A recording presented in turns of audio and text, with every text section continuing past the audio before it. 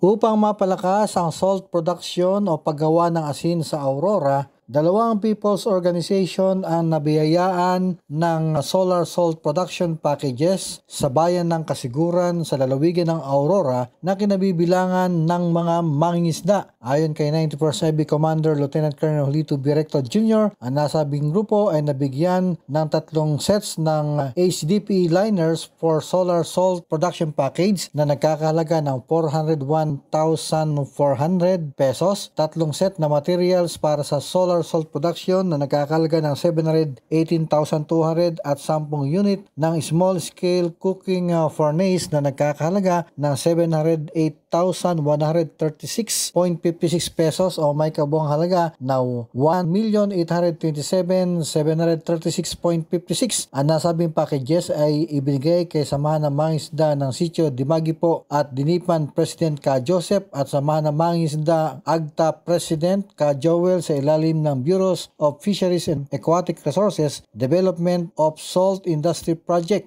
Ang dalawang people's organization ay tumanggap ng may kabuang 3,655,473.12 mula din kay BIFAR Regional Director Wilfredo M. Cruz. Saksi ang iba pang mga opisyales kung saan ginanap ito sa Sitio Dimaguipo, Barangay Coso, Kasiguran, Aurora. Ayon kay Recto, ipagpapatuloy ng 91st IB at iba pang concerned agencies ang pagbibigay ng livelihood assistance sa mga dating rebelde at supporters na nagdesisyong iwanan ang armadong pakikibaka at nakikisa sa peace and development initiatives ng gobyerno. Hinikayat din ng opisyal na wag na magpaloko pa sa communist terrorist group, sa halip ay makiisa sa ginagawa ng gobyerno para sa pagtataguyod ng kapayapaan at kaunlaran. Ayon naman kay BIFAR Region 3 Regional Director Cruz, ang inaugurasyon ng salt making facility ay kauna-unahang project na ibinigay nila sa tulong ng 91st IB upang mapalakas ang supply ng asin at mapakinabangan din ng mga turista na bumibisita sa Aurora. Ako ang inyong naging tagapaghatid balita, Jason De Asis para sa RTV News Desk.